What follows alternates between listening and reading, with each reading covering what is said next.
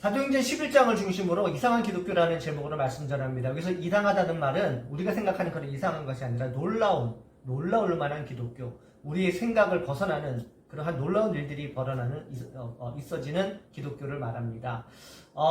초대교회는 굉장히 복음이 막 팽창이 되고 커졌거든요. 그 가운데에 있었던 이상한 기독교의 일들을 얘기하는데 뭐가 그럼 이상하느냐? 첫 번째로 교회가 핍박을 받거나 개인이 핍박을 받을 때 교회가 더 크게 성장하고 개인이 더 크게 성장한다는 말이에요. 우리 믿는 사람들 중에서도 가정에서 예수님 믿는다고 핍박받으면서 신앙을 시작하신 분들이 계시잖아요. 이분들이 신앙이 얼마나 단단한지 모릅니다. 편한 가정에서 있었던 분보다 핍박당한 가정에서 신앙을 지켜내온 분들은요, 신앙이 굉장히 잘 자랍니다. 그리고 단단합니다. 오늘 19절 말씀에도 이런 말씀이 있어요. 스데반의 일로 환란이 일어났는데 흩어진 유대인들이 복음을 나가서 전했다. 이런 말이 있습니다. 막 핍박을 당하면은 거꾸러져야 되는데 오히려 그 사람들이 숨지 아니하고 이제 교회는 해체됐기 때문에 사람들이 퍼져나갔어야 됐어요. 퍼져나갔는데 그곳에서 복음을 전하니까 오히려 더 많은 사람들이 죽게 돌아오는 이상한 역사가 일어나게 되는 것이죠. 그래서 우리도 때로는 어느 정도의 핍박이 필요한 것 같아요. 그냥 믿는 가정에서 태어난 사람들 가운데 신앙이 약한 분들이 오히려 많이 계신데 우리의 신앙이 강해지려면 적당한 환란이 필요하고 우리가 이길 수 있는 그러한 힘을 기를 수 있도록 그런 핍박도 필요한 것이 사실입니다. 두 번째로 이상한 기독교는요, 믿지 않을 것 같은 사람이 예수님을 믿는다는 것입니다.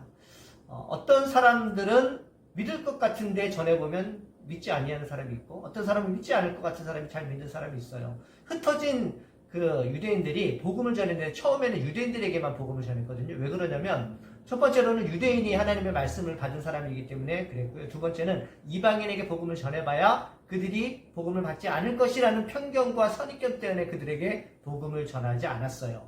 그러나 사실은 그렇지 않았죠. 몇몇 사람들이 20절에 보면은 나가서 헬라인에게도 복음을 전했다라고 했거든요.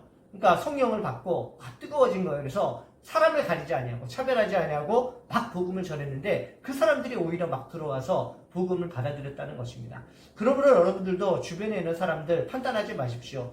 여러분들의 선입견과 편견으로 사람을 가려서 전도하지 마시기를 바랍니다. 하나님의 능력은 무한합니다. 무궁합니다. 어떤 사람에게든지 전하십시오. 우리가 전혀 예상치 못했던 사람들이 교회에 오고 예수님을 믿는 놀라운 역사가 일어날 것입니다.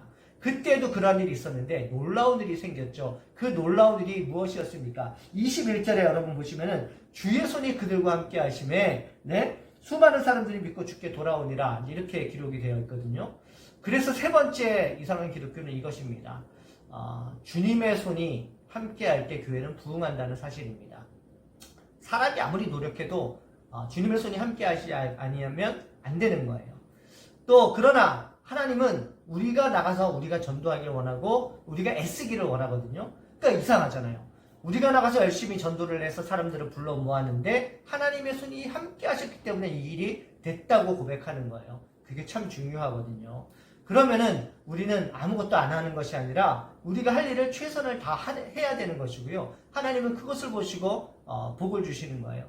또 우리가 하나님을 위해서 하나님 나라 확장을 위해서 해야 될 일들이 있는데 바나바라는 사람을 이제 안디옥에 보내서 이제 그곳을 이렇게 전도하고 또 양육을 시킴으로 더 크게 부흥을 시켰는데 이 바나바라는 사람이 그곳에 와서 끼친 영향력이 뭐냐면은 바나바에 대해서 오늘 말씀이 21절에 나오거든요. 첫 번째는 착한 사람이고 두 번째는 믿음과 성령이 충만한 사람이었다. 이렇게 기록하고 있습니다. 믿는 사람은 착해야 돼요. 맨날 가서 싸우는 사람, 그 다음에 다른 사람을 협박하거나 좋지 않은 영향력 끼치는 사람, 사장인데 돈을 안 주는 장로님, 또 권사님인데 사기치는 권사님, 또 베풀지 않고 얻어먹으려고 하는 집사님, 이런 분들이 교회 중직들인데 저 사람도 저렇게 악한 사람인데 교회를 다니면 교회 다녀봤자 소용이 없겠다. 이런 말밖에 우리가 더 듣겠습니까? 그러니까 예수 믿는 사람은요, 기본적으로 성령이 충만하고 믿음이 충만해야 되지만 거기에 덧붙여서 착해야 됩니다.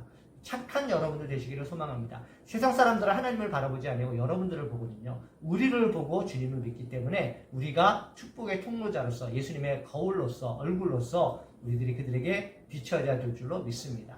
마지막 네 번째는 전도되어 온 사람들은 교회 안에서 양육을 받아야 된다고 오늘 성경에 기록하고 있어요. 26절 보시면은 이제 바나바가 바울을 이제 모셔와서 둘이서 1년 동안 안디옥 교회에 있으면서 성도들을 가르쳤거든요. 이게 뭐냐면은 막 전도되어 왔다고 끝이 아니고요. 그 전도되어 온 사람들을 교회 안에서 체계적으로 가르쳐서 제자 훈련시키고 양육시키는 것이 덧붙여서 필요하다는 그런 말씀입니다. 교회에 내가 인도했으니까 신앙이 스스로 성장할까? 이거 아니고요. 교회 안에서 준비가 되어 있고, 그래서 체계적으로 양육을 받고, 내 신앙이 무엇인지 점검하고, 내 삶이 무엇인지 전문가에 의해서 점검을 받는 것이 너무나도 중요합니다. 우리 영광교회는 이것들을 준비해왔고, 지금 하고 있습니다.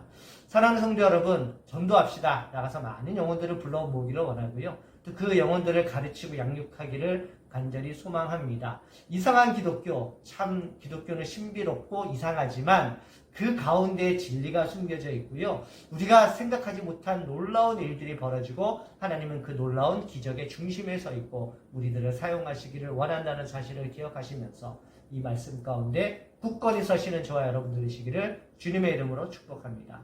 하나님 아버지, 전도하기를 원합니다. 양육하기를 원합니다. 이 교회가 주님의 손으로 부흥하기를 원합니다. 주님 도와주시옵소서. 예수님의 이름으로 기도합니다. 아멘.